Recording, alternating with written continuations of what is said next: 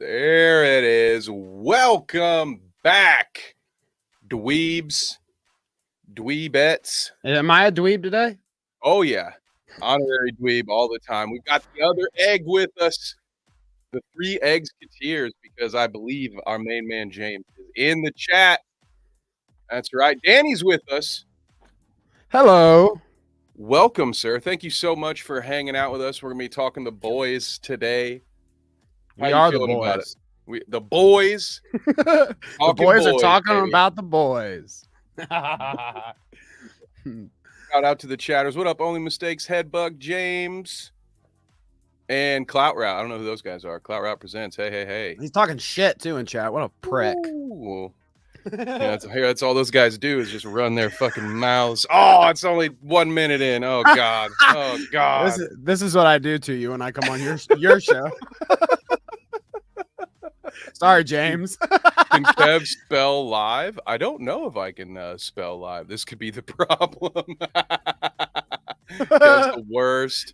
Oh, I love this. Hello, everyone. Hello. We're talking about season 4 of Amazon Prime's Da Boys. Well, first, in order to do that, we got to talk about the first 3 seasons and maybe a little bit of that Gen V nonsense and those comic books, which before we get started, in the chat, if you've read the comics, I'd love to know your thoughts. Which do you prefer, show or comic? We're going to talk about that a little bit.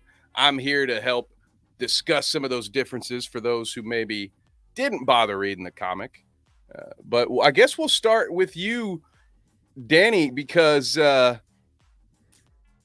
you're the guest here. So, of course, what are your thoughts? You, I believe, are a fan of The Boys, but open forum, first 3 seasons plus Gen V. How you feeling about it? What's your experience with it so far? So, is it controversial to say see, I'm not sure about the seasons, so you're going to have to keep me on target when we're talking about these, but the season with Stormfront was my favorite so far. I don't think that's too controversial, right? No, that's fair. So that would be season 2. Stormfront is in season 3, at least parts of her. Spoiler alert, also. Yeah, do you have to say that? Yeah, in case we weren't clear, spoiler alert for seasons 1 through 3 for Gen V, for not only the main comic, but for also the follow-up comic, Dear Becky, and potential spoilers for season 4, because we've heard some things. We might discuss some rumors or some things that the creators have mentioned. So full on, there you go. All-encompassing spoiler alert is there. So you were saying Stormfront. Danny, that might be a dangerous take. That's like when Ted Cruz said that his favorite Watchmen was Rorschach. Yeah, right. Can you because he didn't get the joke. I promise I'm not a Nazi. So I swear. But no, that was definitely the most the first season gets you hooked with various things. I mean, that scene with Huey and his girlfriend, and then A-Train. Yep. And the names are going to come to me as we do this. They're going to come back. But that scene is obviously an iconic scene of her just becoming a skid mark. That's what got me hooked. So I guess that's pretty good in my eyes too. That's fair. It was a great job of the opening, right? I think a lot of people have had that experience where I didn't even know this was a comic. I saw that because I think that was the teaser footage, I believe.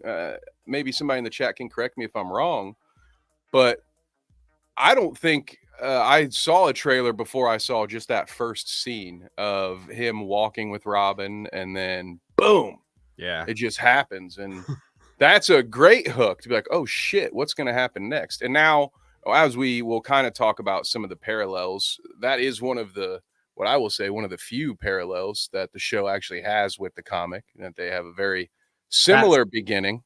That both happens the same way. Right? Yeah, A-Train kills his girlfriend, and that's how he gets started in both of them. Although in the comic book, A-Train is much more demented. So instead of the Deep being the one to welcome Starlight to the team in that sex pesty way, it Mm. was Homelander, Black Noir, and the A Train. And then the A Train throughout the rest of the comic is over here like doing these hand gestures. Oh, sorry, I forgot James is going through TSA. Whoops. You're gonna flag down a plane with that one. What up, Harles? What up, Jeff? Jeff getting in his digs at James while he Sorry, can. James.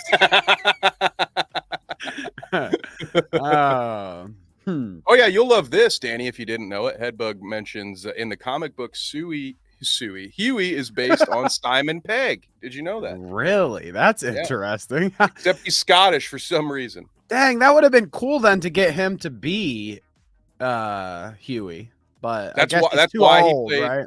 That's why they cast him as Huey's dad. Okay, so I get that now. That's pretty cool. Pretty neat little bit. But so you season 2 was your favorite. Are you still riding high coming off of season 3, or did you feel sometimes you get to a show where like, oh man, this was the peak, and after that it started to go downhill? For me, I would say, let's say for instance, Dexter season 4. I could leave every season after that's Trinity. 4. Trinity, yep, exactly. Yeah. After Trinity, I don't need it anymore. I'm good. Yeah. It's not that bad. It's not that bad with the boys yet, I don't think.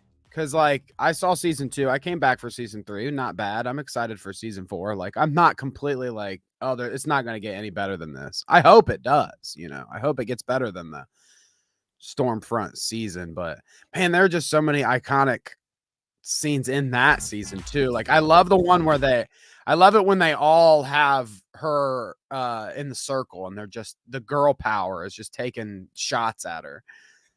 Stormfront scene was awesome. The girls do get it done. That part cracked me up every time.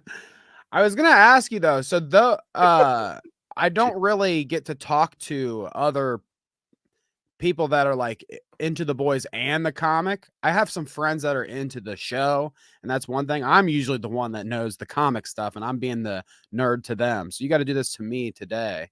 Stormfront in the comic gender swapped. What's up, right? What's all the differences there? Yeah, so one of the many gender swapped characters from the story, and we'll get into some of them are really well done. Newman being one. Victoria Newman was Vic the Veep, the George W. Bush stand-in in the comic. But Homelander was not only a guy in the comic books, but Homelander was the actual leader of Payback, because Soldier Boy is done very differently in the comic books. First of all, there's 3 different iterations of Soldier Boy, sort of like Captain America. It's a much more direct ripoff of Captain America. And the modern day Soldier Boy is just Homelander's bitch, for lack of a better term. And I mean, also literally, while we're talking about the hero-gasm, the episode was wild. The comic book, I mean, the episode spared us some stuff. Okay. That might say some things about your buddy there. So poor Soldier Boy is like he's Homelander's flunky and at times even his sex slave. And he's not this badass that Jensen Ackles gets to play.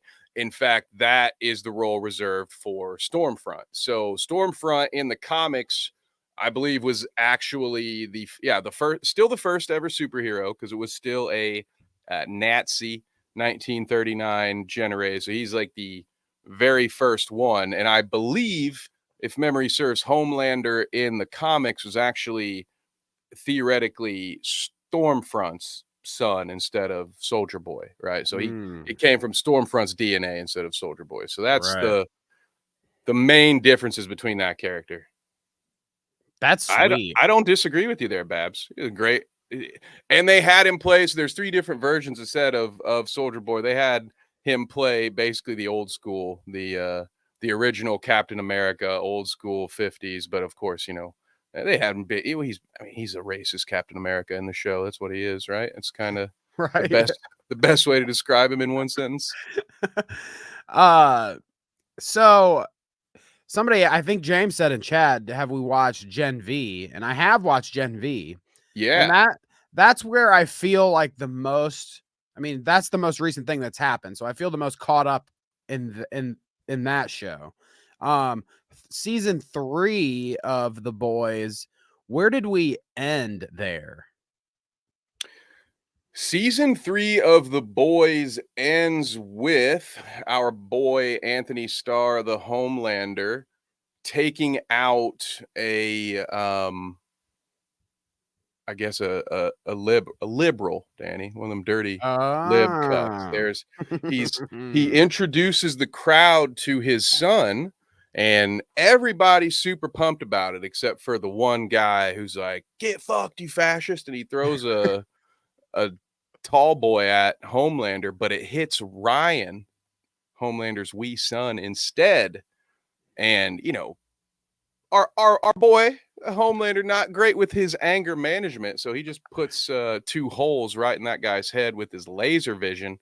And that dipshit Todd, the unfortunate stepdad to Mother's Milks, that's a hard one to say, to MM's beloved daughter.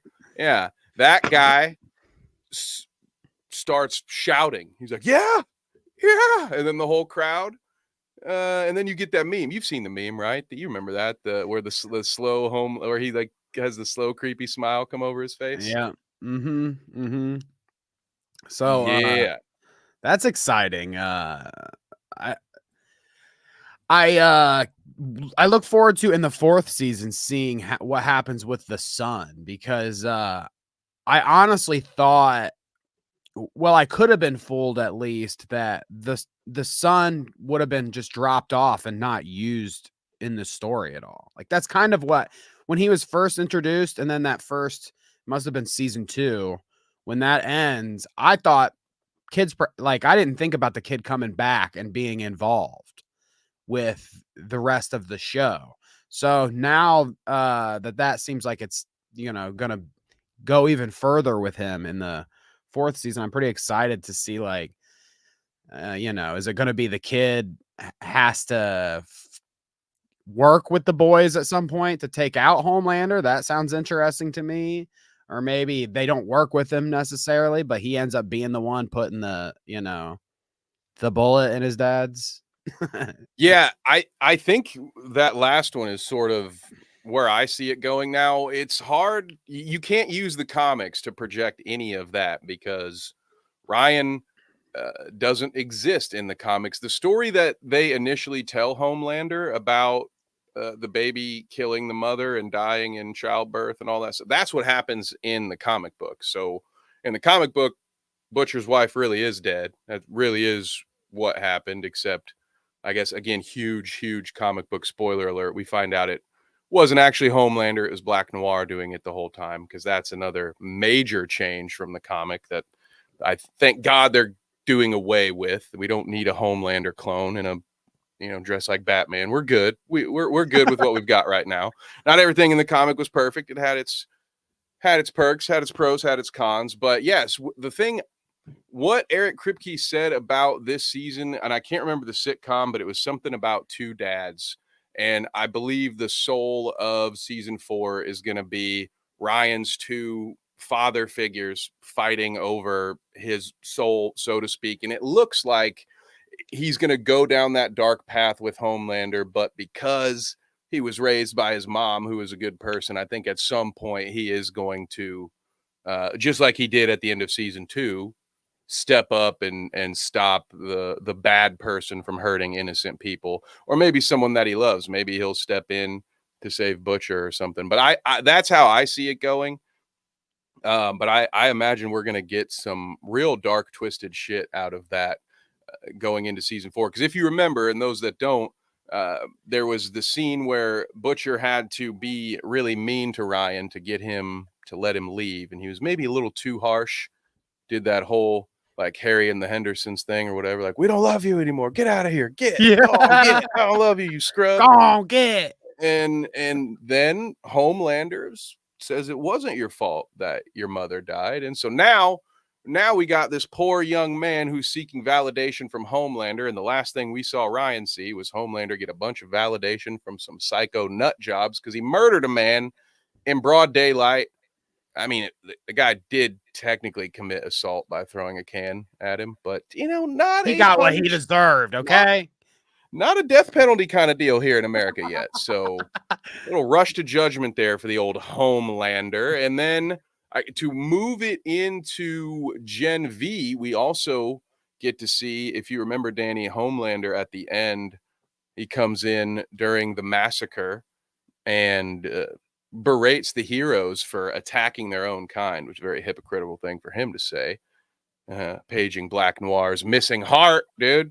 Mortal Kombated that guy. Yeah, for real. My God, his only friend. Just, my God. And We love to so, see it. yeah, it was great. I was like, oh shit, whoa.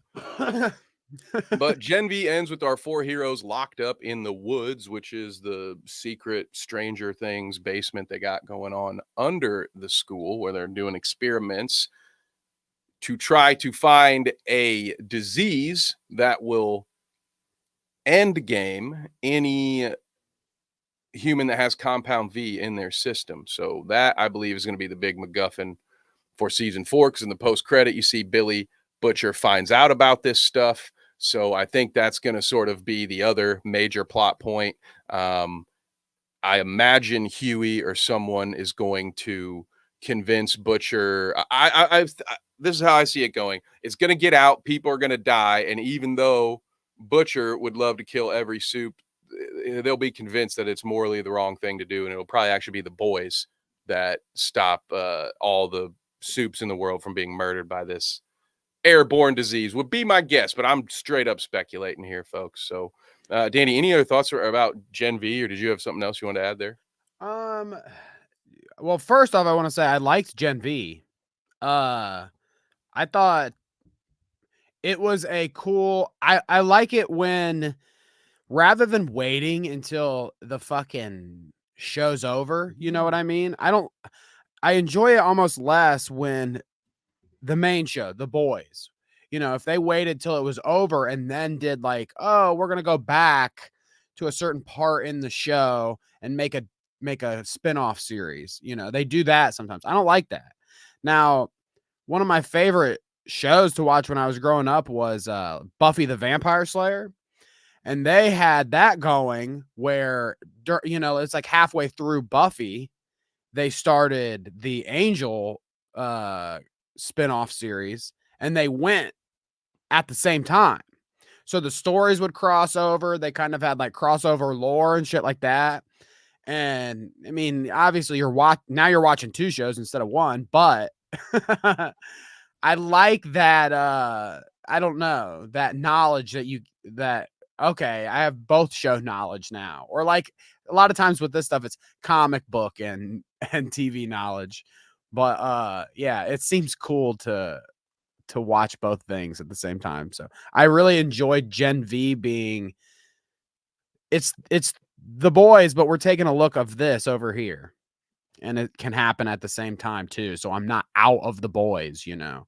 Yeah, and I felt like the boys didn't feel like required viewing for that show. So this is something James and I harp on a lot on Wednesdays, because we're always talking about Star Wars and Disney, Star Wars, Disney, Marvel. They have the same problem. You want to watch a movie that comes out in the summer, you have to have watched all 13 episodes of the show that came out last March. Otherwise, you're not going to know what's going on. And even though we have main character, players from the main show are involved here, they're involved in a sense that all you really see about them is the main characters, the college kids' perspective. So if you've seen the show, great, you have more of the background information, but I don't think I would have felt confused watching that. It wasn't something that, oh, all of a sudden we're going to have the Mandalorian come in for episode 3 of Boba Fett and just have him do his own thing really real quick. It wasn't a vessel. It didn't feel like a vessel that was just there to try to get to build the universe. It felt like it was actually, like you said, it was just you still got your boys, you just got a different story over here. And I really enjoyed it. I thought it was um a fun story. It reminds me of in the comics, they had more of like an X-Men knockoff, and I can't remember the the pervert who was the Professor X stand-in, but feels like some of those storylines Damn are it! Why coming does he into got a? play. Was he bald too? That's the thing. Garth Ennis, no, I think he might have had hair. I can't Oh, remember, but thank God. Okay. the difference between the show, and while I also like, I do like the comic books, and Headbook pointed out, yeah, the cartoon series is pretty Oh, cool. I've never watched Um, that. yeah, they're a little short. I think 10, 11-minute anime. I think it's 6 of them. You can knock it out in about an hour, watch the whole thing. Mm. Um, but what the reason I appreciate the show more than the comics is the shows have more to say. They'll make fun of people of all walks of life. I mean, they do seem to be directed in one particular direction, but at the same time, they do give everyone shit. Whereas Garth Ennis's story, it kind of felt like he made Billy Butcher as a self-insert for him, and it was just about a bunch of dudes dressed like they were going to Columbine, beating up a bunch of costumed nerds, and every single superhero was either the most degenerate, deadbeat piece of shit, or if they were a good guy, they were stupid and clueless and useless. And also in the comics, all of the boys are on full-time Compound V. And in fact, Butcher gives it to Huey uh, without his consent. He forces the Compound V into him. So Damn. at that point, throughout the comics, the boys are these OP. They're just superheroes, dressed like edgelords instead of wearing actual costumes. But yeah, they're OP in almost every situation. Also, Mother's Milk is very literal in the comic. But so I don't know. The show actually has something to say, whereas Garth Ennis just really hated every comic book story that had ever been told. For my money, if you haven't read this and you want to get a good experience from Garth Ennis, I would suggest Preacher instead. I think it's a much better piece of work, but that's just my humble opinion. And our Christians in the audience may want to avoid that one, to be fair. Trigger warning. That's interesting that you think that way, because usually people are always like, fucking, why do you ruin my comics, with this dumb TV show? With you, it kind of sounds like you're saying that it took, maybe a good idea and made it kind of a better idea by doing it as a TV show and actually, expanding on some of the things rather than it being as shallow as he initially made it. Pretty Yeah, interesting. yeah, maybe some people don't like to be preached to, and that's fair to me. I will give a show bonus points when it does its job, which is to entertain me. But then if it can also, in a somewhat seamless or at least a cohesive manner, if it can weave its own underlying themes and try to tell not just a story, but I guess impart whatever it's. I don't mind that stuff as long as it's done well. As long as the message isn't made the priority over the entertainment and the actual story, then to me it's just like, okay, well, that's a very skilled storyteller right there, and good for you. You've earned the right to give me your thoughts and opinions on the world because you're doing it in a very entertaining way. And I also appreciate that like I said, if it were all slanted in only one direction, I probably wouldn't want to watch it, but it shits on everyone, including us. When it shows these godlike figures and just how easy we are as screen obsessed individuals to just get sucked up into anything. So it's just like, oh yeah, they're giving me a hard time while I'm watching it, but you know what? Keep it up, man, and make sure somebody gets covered in blood at least one episode a season, and we'll be Well, fine. yeah. Uh, is there anything that I can imagine, and I think I thought this at the time when I was watching them, the seasons or whatever. Was there anything that they inserted in the television show through the story that was timely as to what was going on in the real world, making reference to that they obviously couldn't have done in the comic because it wasn't going on. You know what I mean? Like any current events that they kind of hinted at or played at or made fun of or anything, Did they have Yeah, was there a Trump they joke at any point? I think there's a few. Well, I think Homelander's base has turned into an insert for, the radical Trump fans. I believe that's where they're going. I think they even have. I love that. I think there's gonna. I think there's a MAGA reference in coming up in season 4, or maybe I don't remember. I watched a few different Easter egg videos today to make sure I got refreshed on everything. So might be getting my wires crossed here a little bit, but two things specifically that actually kind of go in the other direction that they did reference. They made fun of Gal Gadot and all those Oh, right, and like the old when they're doing the movies or whatever, and doing like the outtakes of them, right? well, with remember in And the showing like pandemic behind the when a scenes and bunch stuff. during the first month or two of the pandemic, a bunch of entitled millionaires were sitting at home in their luxurious mansions, singing poorly, by the way, an a cappella rendition of John Lennon's "Imagine," which includes lyrics, Danny, like "Imagine there's no heaven. It's easy if you try." Now, mind you, thousands of people were dying every day at this point in time, so a little tasteless from the airhead movie stars. But yeah, so they made fun of that. They also made fun of the Did they do that in the Kardashians doing show? their piece. Yeah, I think yeah, it's very quick reference, but yeah, they They do did that in the like show. A singing bit? Man, I don't remember that now that you say It that, it's wasn't so tone funny. deaf, it saved lives. No, And I then they was did the thinking Pepsi commercial too. The everything peace. We all just need a sip of Pepsi and we'll all be best friends. okay, so I get what you're saying now. See, I thought you were talking about, like, at the parts when they were filming the movies with the superheroes, that, like, they were making fun of the Wonder Woman movies, through, what's her name? What's the Wonder Woman clone lady? Gal Gadot? No, in The Oh, Boys. Maeve. Maeve, yeah. Queen Maeve. Because when they're doing her movie, it does seem like that's the parallel there when they're like filming her shots and stuff, and they're talking about that kind of stuff. I think they maybe even make some like Batman v Superman jokes kind of at some point. Oh, with the director? I choose to believe that that director character is a hybrid of Zack Snyder and Joss Whedon getting made fun of. Yeah, I like that. Hans Zimmer. Title card. Dawn of the Seven. Yeah. Yeah. God, that sucked. Great joke in the chat here. I got to call it out. Harles Barkley, they call me the boys because of the way I annihilate soups. And goddamn. You can always count on Harles, right? I was gonna ask you though. We were talking about Gen V. That's probably that's the most recent thing, I guess. Uh, so rest in peace to that guy. Do you know the guy's Yeah. name? I don't remember the Shoot, actor's I'll look it name. up.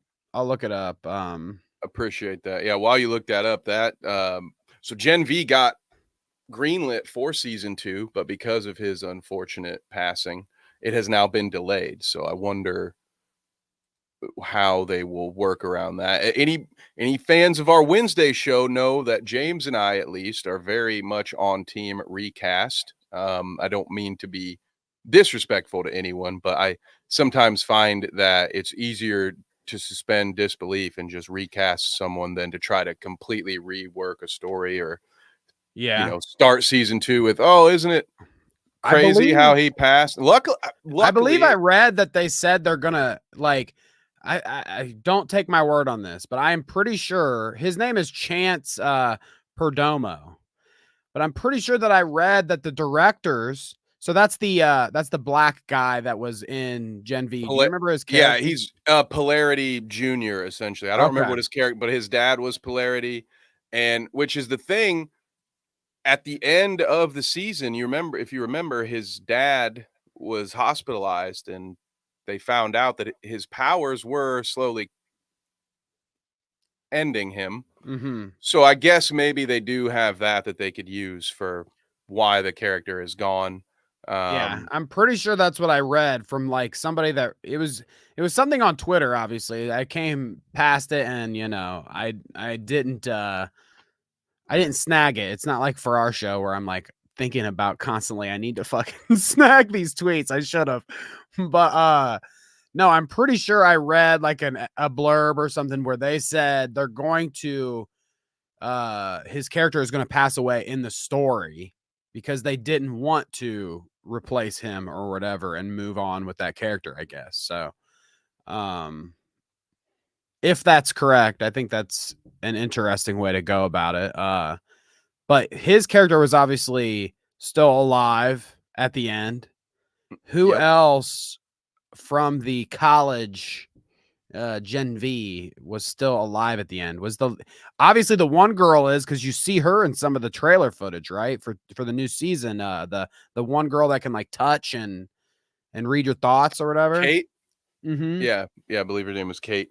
So I'm trying to think. Most of them survive actually because there's a bit of a fake out when Homelander gets there, and that my favorite moment of the whole show, and it's was in the soundtrack when Homelander shows up at the campus, and it starts with like that stereotypical the heroes hear music, and then everything gets out of tune and almost glitchy as he comes down, and you're like, "Oh shit, dude, this is Yeah, gonna get right. bad." And then he blasts her, and I was like, "Oh shit!" And I would have hated to see that character go, but I thought like, "Oh wow, like that's a powerful ending." And then they immediately were like, "Yeah, no, they're just in prison. It's fine." He just blasts her in the chest, and she's you know she used her blood power to heal. I don't know what happened there, but she's around. I believe I can't now, and I can't remember the name of the girl who grows in Sam's girlfriend. I can't think of her name.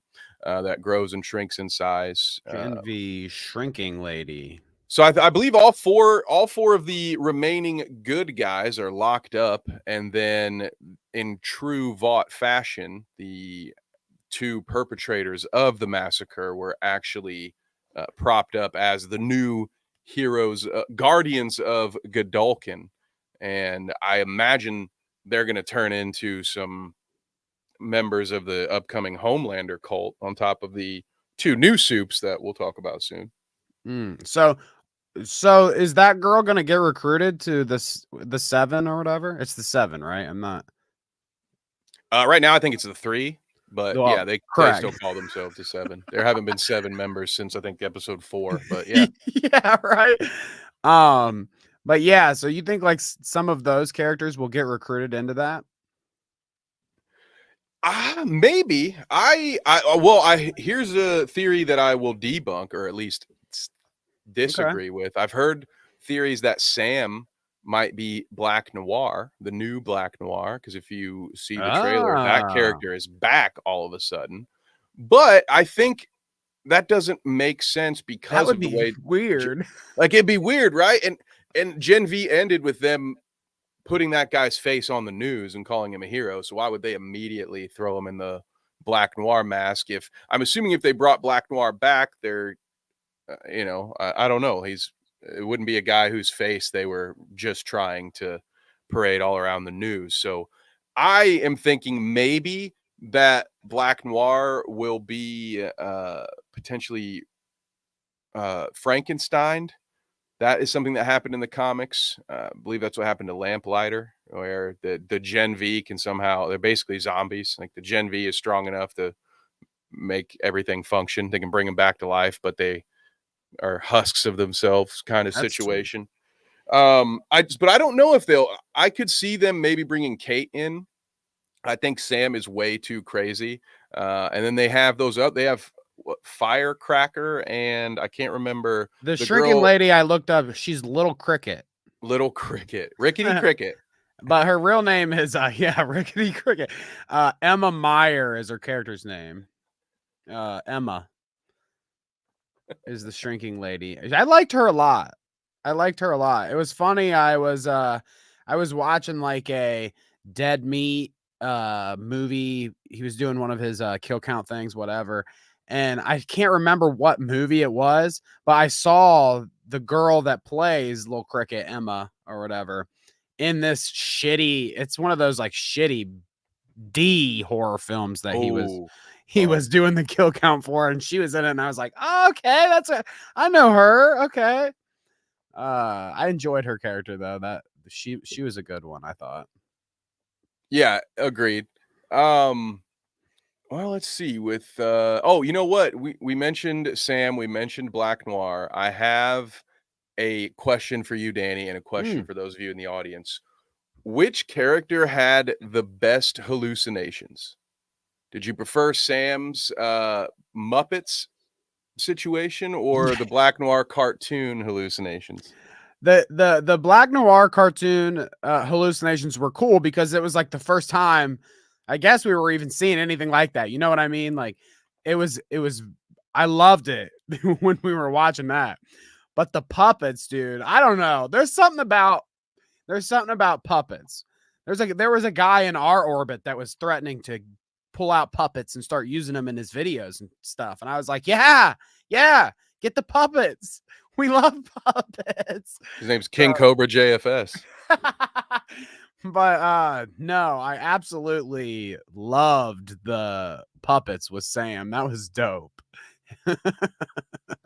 Maybe Kamiko's Ripping the stuffing out sing-alongs, of them.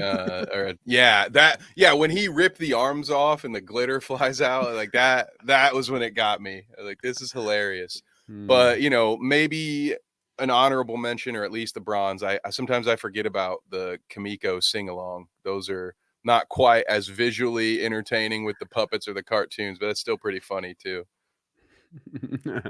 So they're talking about Black Noir being a Homelander clone in the comics. That's the whole time. Yes. He's never like it's they try to make a clone, he's defunct, and they just have him as Black Noir for the rest of the comic, right? He doesn't like So get swapped in for with anybody else. no, yeah. So how it goes is at the beginning, you have no idea who Black Noir is. You actually meet them early. Like I said, instead of just the Deep, it's actually A Train, Black Noir, and Homelander that welcome Starlight into the club. Um, and throughout the comic, you see Homelander do some really crazy things. And obviously, the reason I mentioned that one is because like we know Homelander did that because he and Black Noir were in the room at the same time, right? So you can't give Homelander the pass on everything, but there becomes a time where he starts getting these photos sent to him of him doing really horrible things. Like he literally eats a baby. Oh my Um, god. and Yeah, they should do that in the show. and he keeps looking at these photos and having no memory that he did these things, and it builds this weird false sense of security in him that he's untouchable. I can do anything, I can get away with anything. And over time he comes up with this idea along with a lot of other soups. They're going to overthrow the government, and it works. Homelander gets to the White House. At that point, Vic the Veep has become the actual president, and Homelander gets there, and end game spoiler alert. This is it right here. I'm spoiling it all.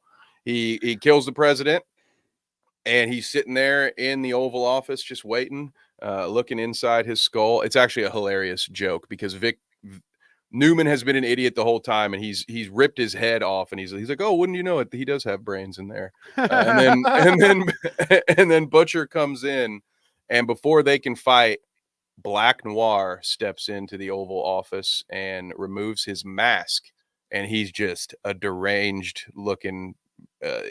Looks exactly like the Homelander. Nothing's wrong with him. He's a perfectly fit physical specimen, but you can tell in the eyes and in his crazy smile that he is just fucking cracked. And that's when you find out that, as Jade put it, he is a failsafe. He was put there to basically keep Homelander in line or to serve as a replacement should Homelander become uncontrollable. The problem is that he got a little insane, went nuts waiting, and decided he didn't want to wait for that opportunity anymore. So it was actually Black Noir who assaulted Billy Butcher's wife. It was Black Noir who ate the baby. And, so some of the more heinous things, again, I mentioned before what Homelander had That's done to so Soldier different. Boy. So like Homelander, he was definitely a horrible person, but like the more horrible thing, which is why it wasn't as effective to me, because it was just sort of like, well, what? It didn't make any sense. I thought the Boys comic had a terrible ending, if I'm just being blunt with everyone. I liked a lot of the stories, a lot of the things that were told to get to that point. I thought the ending was very disappointing. Um, Because then after that, Butcher decides all the rest of the boys have to die too, because he meant it when he said no superpowered beings. So then the final boss is actually Billy Butcher, which I don't. Whatever. That part, I guess I didn't. I don't know. I could live. I could take it or leave it. But yeah, so that's Black Noir's role in the comic, and I feel like he. I could never see it going that way, like anywhere near that in the show. Like I, nothing. I I feel like I not hope even a not. single part of that could be, salvaged and used in the show. It's so much different. That's why I was so happy to find that Black Noir was a former part of Payback and had some history with Soldier Boy. I was like, this is much better. This is way better. But then they killed him, and now he's back, and so I'm partially worried It's gonna be that that. that this is when they're making that switch. And I'm like, no, don't do that. I But think this what you were guy's saying okay. earlier. Sorry to cut you off. I think what you were saying earlier was Sam would be very interesting in the grand scheme of things, especially if he was powerful enough to like stand up to Homelander and be like you know, he could replace him or actually fight him or whatever. And That he's a natural successor because of the hallucinations. You know, he fits the yeah. role. um I don't know. Now yeah, now, I didn't know a lot of that comic stuff and I know you might have disagreed with that Sam thing, but that kind of intrigues me a bit. It'd be It's still interesting. better than a clone. They So could I do would it I'd badly take it. too, though. Yeah. So you Well, you can know never what? discount that. You know what? Maybe they will get there because someone like Sam would not be able to live up to the public image that Vought is trying to give to him. Because he's Kate can, cuckoo? yeah, Kate can do it because she can control what people think and say. So even if she is losing her mind, she can work that out. But yeah, Sam is too nutty, I think. So maybe that's what will happen. Maybe early on in the season, he does something that ruins his status, and the only way to get any use out of him will be to throw him into the Black Noir suit. I will take that over a Homelander clone all day. At this point, I I think the story, the trajectory of where Homelander is going, it makes even less sense than it would have in the comic book to now throw a clone in and have the clone you couldn't Right. do the same thing where it's like, oh, actually, it was Black Noir doing some of this diabolical stuff. It's like, no, we've seen Homelander daydream about killing hundreds of people, so like that old switcheroo at the end is gonna be even flatter than it was on paper. I could I don't see Butcher making it far enough to be the final boss, if you ask me. Like, when I've been kind of, speculating and thinking about all of this in my own time, like I kind of always wrote it in my head that Butcher would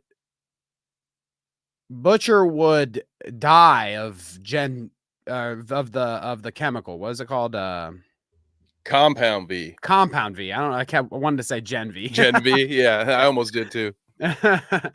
But I was thinking that he would, try to thwart Homelander and eventually fail and die of the compound V effects, and then the other ones would have to carry on his legacy is kind of how I saw it, because Homelander not being they seem like they've built Homelander up so much that I feel like has to be the final boss, but I could be wrong.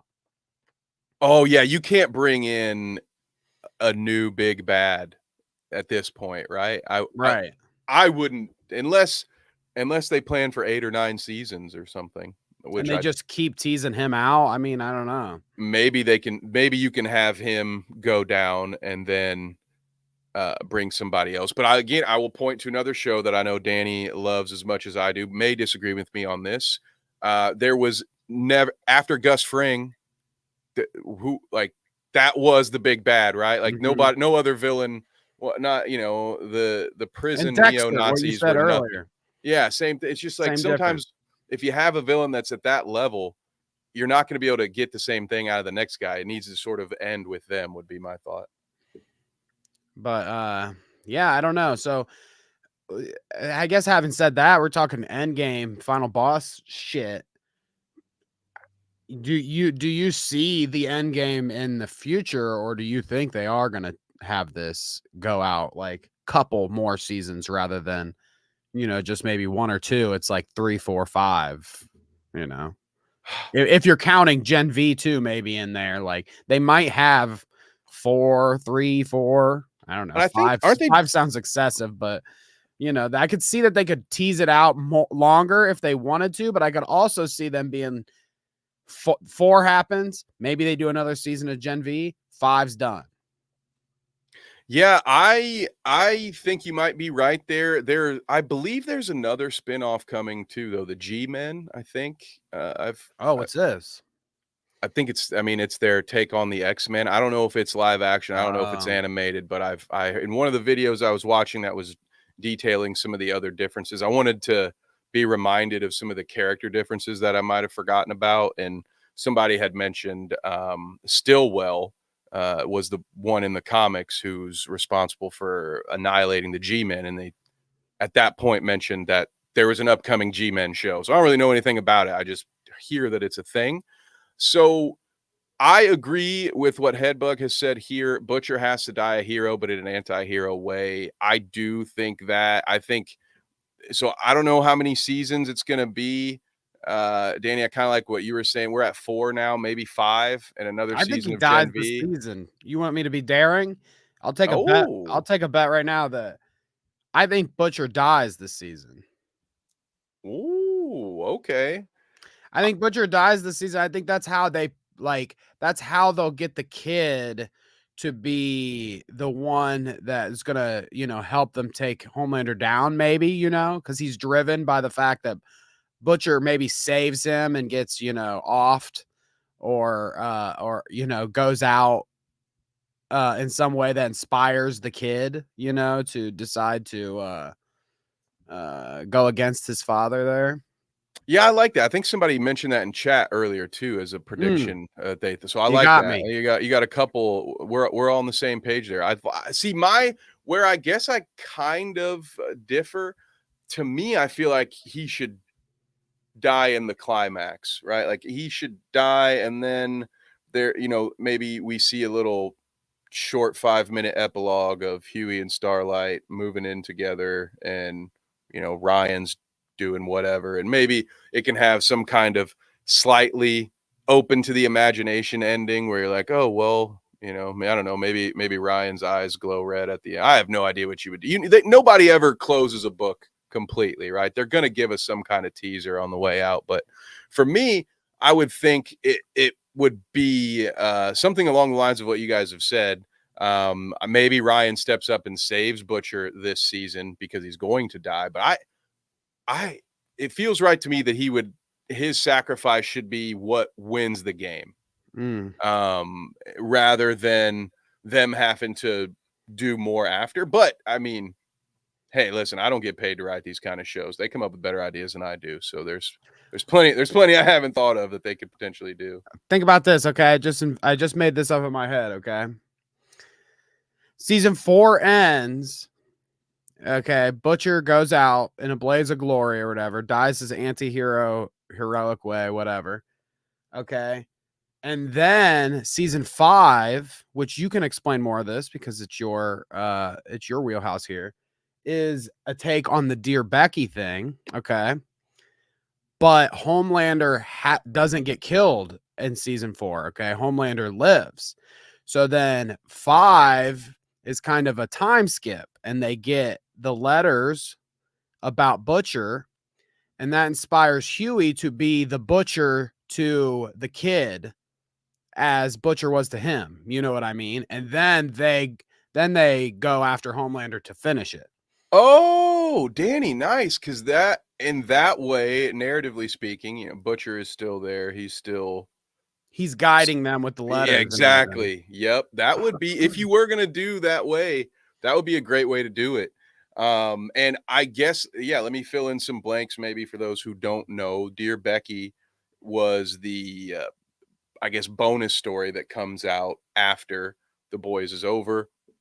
I think it's don't quote me on this. I think it's about 12 years after the main events of the timeline. Huey and Starlight are living together, but Huey, for whatever reason, cannot commit to proposing. and he's got this whole weird thing. He's at a bar with his friend to start, and he's got this whole mental thing about it. Basically, he thinks that he and Starlight are they've both been through too much to have a real family and settle down and do all that. And part of him maybe thinks he doesn't deserve it, all that kind of shit. And then for some reason, he gets mailed Rebecca's diary, which had been written in by Butcher. So at some point in time in the very early going, so it's a sequel and a prequel at the same time, because Butcher, long before the events of The Boys, found Becky's diary and started writing to her in it. And the stories that he tells are about how Becky, his wife, represented the good side of his conscience, and so he's writing these letters to her, telling her how I hate it, dear, but I think I'm going to have to kill you to do what needs to be done. Obviously she's already dead, but essentially it's the story of how Butcher got to the point where he said, all bets are off. Like I can't be the good guy. I have to just be what it needs, what the job needs. I can't let Becky tell me. So here's an example. One of the first stories he's telling is a Shazam spoof. If you guys know who Shazam is, that's a little boy named Billy Batson or whatever. I can't remember his last name, but he says Shazam, right? And turns into a big old buff dude god. So the boys version of this, trigger warning, and this is back when Mallory was still in charge. By the way, another gender swap in the comics. Mallory is a dude. Don't worry about it. It's not really important. Oh, interesting. So this is a flashback to when Mallory was in charge and Butcher is just the right-hand man, and they're standing in a bathroom that's covered in blood, and Butcher is holding a tongue. And then the next panel is a little 9-year-old boy going, "Th-tham," because they cut the little bastard's tongue out so he couldn't power up, and I guess he was an evil little shit in the story. But still, so those are the kind of things that Butcher is now doing in his fight. And if you've read the comics, you get it. You know who Billy Butcher is. But so it's the story. It's him telling his dead wife like his descent into madness through these letters, and now Huey is reading them all these years later, while for some stupid reason, because he's Huey and he's an idiot, he's trying to hide it from Starlight, which creates unnecessary problems for them. And so it's a fun little story, and it would be an interesting way, like Danny mentioned, if you were going to keep Butcher in the story somehow. But if you remember, you're not far off, Danny, because the doctors told him he had 12 to 18 months to live. He is going to be gone, right? Like they've Chekhov's gun. They've laid that out. That's going to happen. Just like Homelander's going to try to overthrow the government. He's talked about it way too much now for that. Yeah, right. And they've made like the imagery references and stuff. Like you can tell that's going to happen. But in the comics, though, you said that they're all juiced, right? So does the compound V doesn't work the same way, or what's the difference there? The temporary V is a show creation. Compound V is a thing in the comic books, but it's, unless I'm misremembering this, it's my understanding it's just a one and done, and so all the boys are on it. Now, actually, Mother's Milk, as we're talking about some fun character differences, the reason he got that weird name in the comics, while his mother was pregnant with him, she worked at a Vought packaging plant and got compound V in her bloodstream, and thus so Mother's Milk was one of the few, like, naturally born soups in the world. But in the comic, he will shrivel up and die if he doesn't have a constant access to his mother's actual breast milk. So that's why he's called Mother's Milk. Thank God that they didn't feel the need to keep that in the show. They're not going to loop that in? I hope not. They already had him. They had him and Frenchie decline the temporary V, right? So it'd be weird if they came back and said, "Oh, it turns out Mother's Milk has had V in his blood the whole time." So I think they're out on that one. Thank God. Weird ass, like, dude. I don't know what Garth Ennis was on during some of these issues. Well, it might have been worse than that. Jeez, but so you wouldn't die in the comics I still don't really get the difference though. Okay, so Butcher takes the temporary stuff in the show and they give him now that as a result is giving him a timeline. He's a death sentence. You can take it in the comic and it doesn't do that. You just take it and then it wears off and then you're good. No, it doesn't wear off. That's the thing. You're just super for the rest? Yeah. Yep. So they're all just actually super then in the comic. They're just superheroes. Exactly. Permanently. Yeah. That's why I was making fun of it earlier when I was like, yeah, they're just a bunch of Columbine-looking dudes who are superheroes, but don't want to wear the tights. It's like ECW for wrestling fans. Like, oh, I don't want to wear wrestling tights. I'll come out here in jeans with a kendo stick. You're still a wrestler. I guess I just thought that they could keep they're just refilling their dose or whatever to be strong, but then if they stop, they might not die. They might not die necessarily in the comics, but that's interesting. They just become straight up superheroes. That also seems weird that it like changes the energy. You know what I mean? I feel like the show keeps those characters, the boys, a little more relatable because they're not superheroes. Or super hypocrites either, right? Right, super hypocrites. The second you take that, like, what is the difference? Right. Not like the boys are practicing clean living. So it's like, how are you different from the degenerates that you're killing now at this point? Yeah. So yeah, that is a creation for the show. I believe, because they want to use it for the military wants to use it. So this whole temp V thing, I think it's another example of the show just being better than the comic. With all due respect, like that, it's Eric Kripke understanding. Like Garth Ennis made an awesome first draft for this story, and then Eric Kripke and company came along and was like, "Ooh, I can take these bones and actually build something with it. I can have something to say." For instance, like you just pointed out, like we've talked about in the show, you have Mother's Milk, who really, and to a point, Frenchie, who have been kind of a moral compass at times. The boys, sometimes it's Huey, but Huey gets tainted by Butcher often. They're not always the moral compass all the time, but you know what I mean? There's always somebody who's there to say, hey, this isn't what we signed up for. I feel like most of the time it's Mother's Milk. And in the show, by not having him already be born a soup, they allow him to state what you said, Danny, which is like, no, like that's not right. That's too far. The whole thing is we think there shouldn't be superheroes. So why should I become one to fight? What was that? I think Ben Franklin said something about that before he flew his kite into a storm. Careful, you go out hunting lightning that you don't turn into lightning. Something like that. It's not exactly He's that. He's a superhero too. Talking about monsters. Oh yeah. Oh yeah. I mean, to the French women, he was. He might actually be my great grandpa. Come to think of it. Wouldn't that be something? It certainly would explain the hairline, Danny. I must be a descendant as well.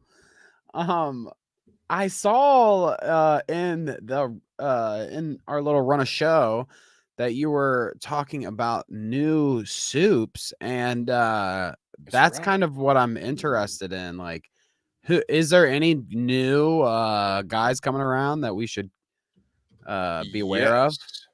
Yes, there are. Now I got to look up the second name, but the first one is Firecracker, who I believe is going to be the Starlight replacement. It might actually be someone who is just as powerful. So she's a former member of Teenage Kicks. Now I should point out the two characters we're about to talk about, to my knowledge, are not in the comic, or at the very least, they are not major characters in the comic. They might have been mentioned a time or two, but they are going to be, it's Firecracker and Sister Sage. So I'm going to pull this up so you can see what they look like. They like and Sister Sage is the one who is narrating in the. Yeah, dude. Whatever that is about. We can't. I don't know if we can blame Garth Ennis for Sister Sage, but we can definitely blame him for Mother's Milk.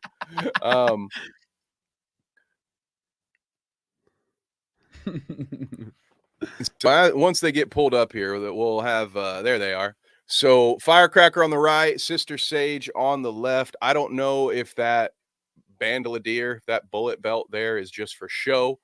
But Sister Sage seems to be the brains behind this operation. She's the one in the trailer laying everything out for Homelander. I think she's laying out essentially what the season is going to be, Danny. And I'm going to stop this because whatever website this is, it's got a million ads and it is just Don't you fucking love up our that? stream quality. So there you go. You guys can see them.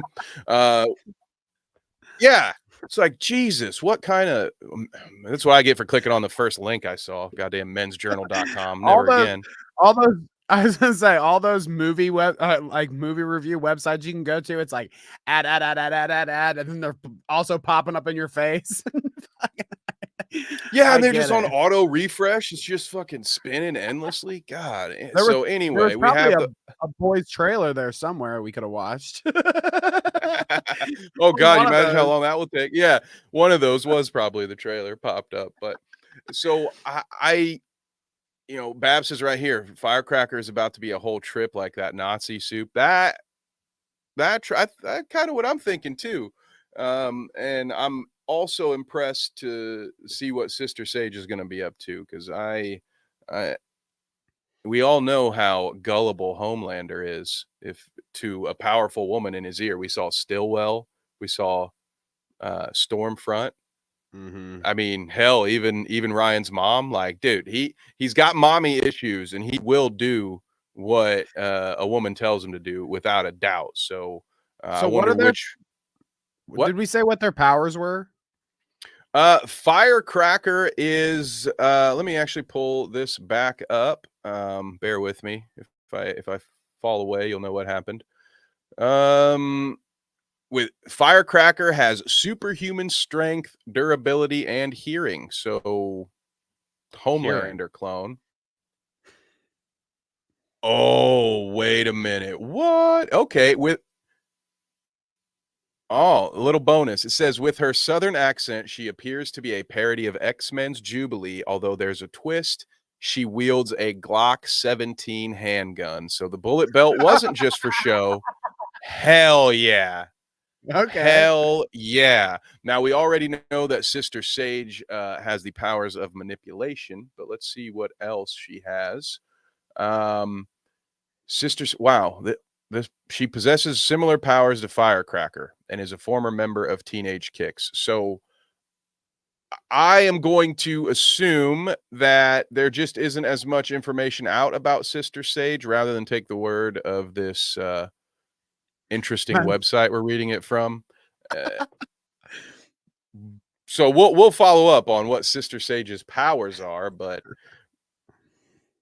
it sounds like Firecracker is going to be the next Stormfront. I think that's what we're getting. Somebody's got to go after Starlight. Can't just be Homelander. So Girls Get It Done Part 2. The boys does it seem like focus less on making the powers be like weird or extravagant, and it's more just about like those characters having the power, not necessarily like what they are. It's not like some of these animes and shit where they've got you like some convoluted, weird ass power that they're born with or whatever, and they have to explain it over fucking 3 episodes. Yeah, because it's more about the PR and all the legal bullshit behind the scenes and the memes and all that. It's more, and that's what I love when we were talking about the themes underneath. It's more of a parody on celebrity culture. It's just they use superheroes, and that's why I think that's what makes it good. Like it's a very far out, clearly fictional universe where you get to talk about very modern issues, but instead people have laser beams coming out of their eyes, and it means we can laugh about it a little bit too. But hey, don't take my word for it. I liked the Star Wars prequels for the same reason. So James would tell you I'm one of those weirdos who I don't like the politics of my own world, but I'll get into the nitty gritty in some fictional politics. I love it. It makes me feel like I'm in history class all over again. Big fucking nerd over here. So can we get into the argument about how they should present these fucking seasons, because everybody's doing it different. There's fucking some will do okay, here's the whole season. We'll blast it out to you. You can binge it in fucking, in a day if you want to. Also, people like we'll drop one and we'll return next week for the next kind of thing. I like that because of the conversation and such. But this season they're doing what, 3 episodes, you said? 3 episodes at the top, and then it's a weekly Yep. business? Then one a week. Yeah, because in the Disney world, sometimes you'll have, oh, there's two to start, and then it's one a week for 3 weeks, and then there's two more here, and then it's one a week until it's done. I okay, so I'm a binger when it comes to these things. So if I had my way and I didn't have a show to talk about it, I might watch the first 3 episodes and then kind of just sit and wait till it was all done and watch it. I don't like that week in between, Danny. Interesting. Maybe it's like I do and I don't, but I think obviously business wise, it's better to string it out week after week. That the economy then of YouTube channels like ours, that's what's best for everybody too. Then you have a few days to talk about each episode, talk about the next one. So there's this whole little ecosystem that goes into these things. And with that in mind, I will begrudgingly take the week to week. But I do think that season premieres should be multiple episode releases 90% of the time. And here's why, Danny. Episode 1 of any show almost always sucks because there's so much backstory to tell, right? One of my favorite shows of all time, The Wire, took me 3 or 4 tries to get through that first episode because it was so boring. So I fell asleep the first 2 times. So fucking boring. Oh, It was well worth that's a it. nostalgia trip. Right? Yeah. But it was so worth it when I got through it. But I think if it's your first impression of something, and now obviously this is season 4, so it's a little different, but still, if episode 1 is going to have a lot of setup, then I do think you want to deliver episode 2 right along with it. Make sure the audience gets something to sink their teeth into and not just like, oh, we're going to set the table for 45 minutes. Here's a bunch of backstory. And then, well, next week we'll finally get something to you. Like, no, I think they should 1 or 2 episodes is good. James asked, do we assume the 3 episode premiere is one full arc? I don't, to be honest. I think so. James and I watch a lot of Star Wars content, and recently we watched The Bad Batch, which is kind of a Clone Wars adjacent project, Danny. So they had little arcs in the season. So it might be 9 episodes, which is like three episode arcs. It's I don't know. I don't think the previous Boys episodes have been that way. But it is an opportunity with the 3 episode premiere. Do you think it's going to be something like that? Like this is going to feel like its own mini movie inside the series? It's interesting because they said specifically, oh yeah, shouts out. Look at this thing. No, Oh, yeah. they said specifically it was 3 episodes, or did they just say it's like a 3 episode long premiere or something? Like what I wonder is, did they decide that they're going to release it this way just at some point, or did they design it to be this big chunk at the beginning and then week by week? Because if they designed it that if they went into the season knowing, hey, we're going to do 3 episodes at the front and then episode by episode, James is probably correct. They'll probably do a little arc. It'll get you hooked, leave you with a little cliffhanger to get you back for episode 4.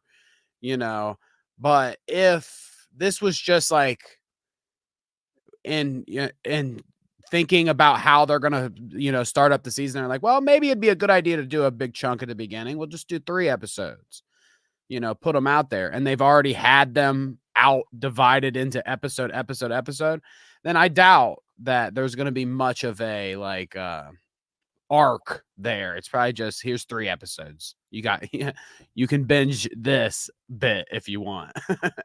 Yeah, and I'm sure there's some kind of huge moment in there in Yeah. episode 2 or 3. I'm assuming that's part of why they did it, but it'll be interesting to see. Maybe they will have. I wouldn't hate that. I'll just say that if the first 3 episodes feel like their own little self-contained story that I could go back to later, but it's got me primed and ready for episode 4. Give me that. And I want to go back to a comment here Headbug had a good thought as it pertains to our new soups for season 4.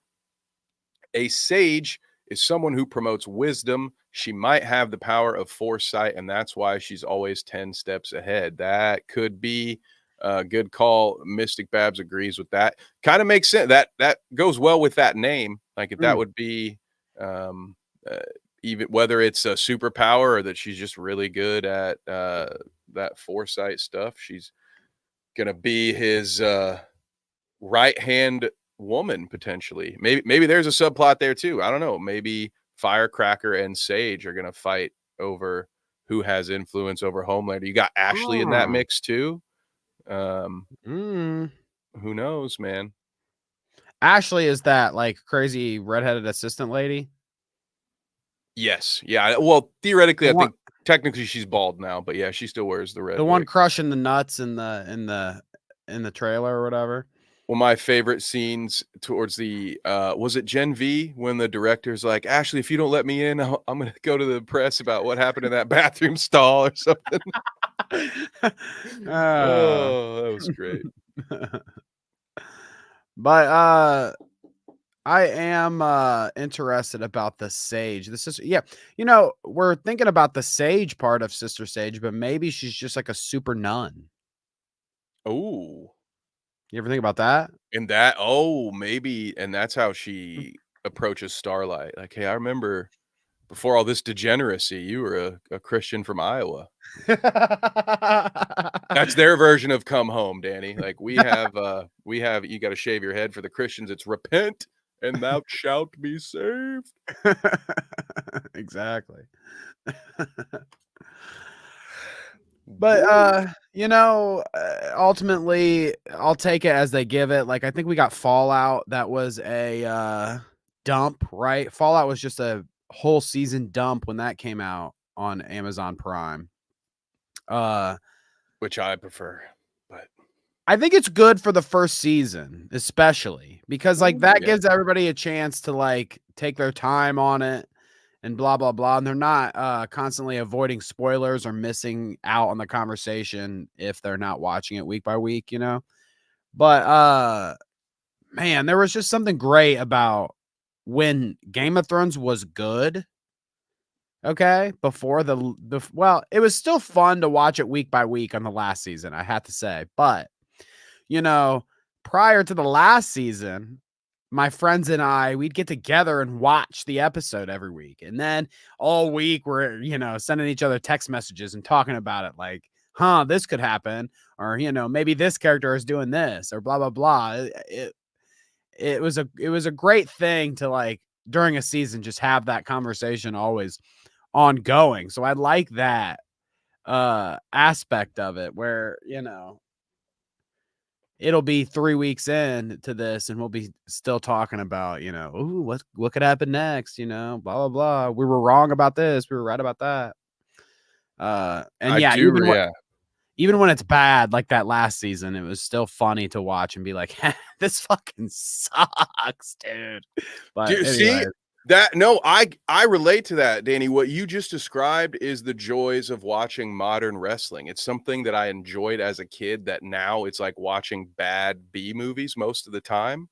And I can enjoy talking about how bad it is, if that makes sense. yeah, Like it's just yeah. really fun to be like, wow, like how did they fuck that up? That like that's such an easy thing to do. How do you screw that up? So I can appreciate that. I do remember it. Game of Thrones parties were a real thing. I can't tell you how many invites to a Game of Thrones watch party I had to turn down because back then I was really stuck in my ways on binging, and I was like, listen, I cannot afford HBO, and I can't afford to be driving to somebody's house every Sunday to watch it either. So I'm gonna wait until this whole show is done to watch it. And the last season came out, and people were like, don't even waste your time. Just don't even do it. So I watched a I do recap it. and chill video about it instead. So now we're here. I guess it would be less enjoyable. Like what Harl said is really fun. Kept watching to see if they'd save it at the last second. Like that's how we would be after an episode to be like, dude, okay, there's no way that they're gonna fuck it up. Okay. They've got to pivot now. The next episode, it's gonna go this direction. We know, okay, they can still save it. And then the next episode would come and you'd be like, what the fuck, dude? How do they keep How do they keep dropping the ball? Like when they So unlocked fast travel at the end, I hear that was a big problem for Game of Thrones. oh yeah, that was a big problem, especially when you go like 7 seasons and things take the entire season to unfold, and then somehow in this last season, it's like, well, an episode, an episode later, they're halfway around the world. Dude, all that so they could rush to get it done so they could get their Star Wars trilogy, and then they fumbled the final season so badly that they got the Star Wars trilogy taken from them. So there's a lesson in there That's an somewhere. epic I'm just fumble. not smart enough to put it together. That's an epic fail on their part for sure. How do you fuck that up? But uh anyways, yeah, I can't wait to be. I'm gonna have to like send you maybe I'll send you some voice memos as we go out through this season, because I know that you and James will Ooh, probably you and do James it. will probably, go through and refresh, on different episodes as the season goes. So yeah, I'll send you my thoughts if if it comes to me and I'm like, you guys got to get this out there, okay? You got to tell them what I think about Homelander's bitch ass this season. Yeah, dude, for sure. I know I don't know that we'll have entire show like for Star Wars, we on Wednesday nights we'll have if there's a show running, the episode will mainly be about or that show, and then we'll have some other stuff. I'm sure we're gonna touch base on this every Monday. I imagine based on today's episode that it'll probably be a good chunk of those Monday shows. But yeah, that would be great, man. Feel free, send those my way. I'll get them uploaded in here, and we have to come up with a cool name for the segment. All right, all right. Well, see, my wife and I we love when one of our shows comes on, because it's like with what we do on a daily basis, it is a welcome breakup in our schedule to be like, you're gonna whoop out the popcorn tonight, and we got some fucking boys to kick back to. So I'll definitely be keeping up as we go through it. Nice. Well, we'll definitely. Well, you're welcome to come on anytime, but the voice memos work for us as well. Oh, Darth Maul in the chat. What is I thought they up, Darth? died. I thought that person was dead. Didn't they kill them off? Didn't Qui-Gon, like, didn't Darth Maul fall down a hole or something? Oh, I've never seen the Clone Wars, huh? No, Dude, that's wild. I'm He a comes little back with aware. robot legs, man. I names for the boys segment so far. Boys banter. The boys are back in town. Shaking my damn head. I don't know if that was a submission, but we'll count it. That might be a good one. That might be appropriate, honestly. Yeah. Yeah. Darth Maul is kind of like that Michael Scott vasectomy, snip, snap, snip, snap, snip, snap. Yeah. They just keep killing him off, bringing him back. Kill him off. Eventually, Bring him they'll get it right.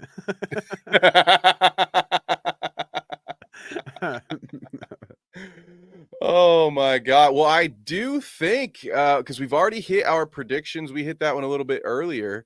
That covers the run of show that I had for us, Danny. Of course, we appreciate all you wonderful folks in the chat. If you've got any final thoughts or questions for us, get them in there. Boiling for soups. God damn it. Wow. Wow. Okay, that's a thinker. You got to stretch before that one, but you get there. It gets there. Well done. Oh my god. Oh, goodness gracious. Oh, okay, then. I guess it's gonna have to be a thing now, right? Yeah. I was gonna say, now we definitely, at the very least, coming up with names for the segment needs to be a segment. Yeah. Yeah, right. Yeah, right. Well, That's a lot of fun. Well, I will do a quick shout out to everybody who has been in the chat, and then I think we'll get them out of here. Before I do, unless Danny, do you have anything else that I missed you wanted to talk about? what was my controversial take that I wanted to bring up? I don't know. I got nothing. I got nothing. They're gonna turn Homelander into a good guy at the beginning. That's my hot take. Plot twist. They're gonna pull a House of Cards, and Homelander's gonna die, and actually Firecracker is gonna be the main character for the next 2 seasons. It's gonna be a great idea. That's another one. Had to add that to our pile of shows that didn't end when they should have. But All right. In that case, let's send them home. Shout out to Babs. Didn't see you out there on Twitter to start. Hello. Thank you. Only Mistakes Head Bug James. We'll see James next week. I do not know where the live button is. That is a fair assessment. I suffer from the same thing. Only Mistakes. Shout out. I know we saw Carla in the chat as well. Shout out to Carla. Nate. Kev's the worst. Yep. He's had that opinion for a long time. Bite Size Vike shouts out to John. Appreciate you, sir. Just to be clear, neither Only Mistakes nor John is gay, but if they were, we would still love them, especially this month, right? Everybody is super acceptable for the next 21 days, baby. Here's your Pride Minute, baby. Woo! The Pride Minute. Harles Barkley, yo eggs, yo chat, Jeff Chapman, goddamn this production. Jeff misses James, we know that. V-Dub was in the chat. Shouts out V-Dub. Thank you for stopping by, sir. And Babs again, welcome back. And there's Carla. And let's see, who else did we get? Did we miss anybody? I think we got to Darth Maul there. I know Darth Maul is coming up here at the end. So once again, guys, you have killed it in the chat tonight. We greatly appreciate it. It makes these shows so much more fun to do, and we appreciate it. I'm not gay, but I'm pro-gay. There it is, right there. my new Twitter banner, right there. Yeah. All right, Danny. Where can the folks at home find you? I already know. They probably already know, but it's our thing. We got for any of the new folks. It's Danny, and it's at Route Clout. People, get me on Twitter and all the other things. It's at Route Clout. We are the Clout Route Presents on YouTube.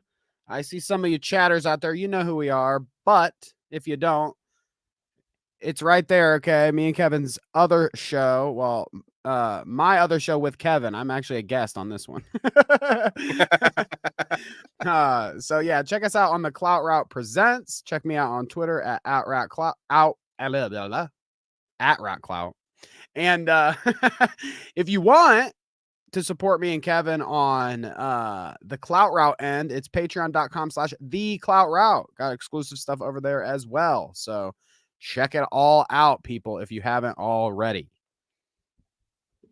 Yes, sir. And that with Danny here, that makes my where can they find you section a little bit easier because I don't have to repeat any of the stuff that he already said. You can find me on Thursday nights hanging out with James. Of course, not this week, talking NBA. Our other dweeb show, of course, Han Shot First, where we talk all things Star Wars every Wednesday at 9 p.m.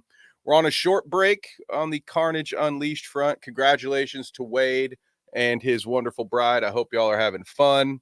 Enjoy the time off. We'll be here when you get back, but I do have a pay-per-view coming up in a couple of weeks. So hell yeah. That's it for me. Twitter at @KevNevic_. That's the best place to stay up to date on all of my shenanigans. You can also find me in Kev's Corner in the Discord. Skibbity, have you watched season 4? Dude, if you've watched season 4, I would say send me the link. We should have had Skibbity on, dude. I can't torrent that. Man. Yeah, give us a Skibbity scoop, dude. Come on. All right, that is it for me. Danny, thank you so much for joining me today. I appreciate that greatly. I know James does as well. And thank all of you for tuning in. We will see y'all another time.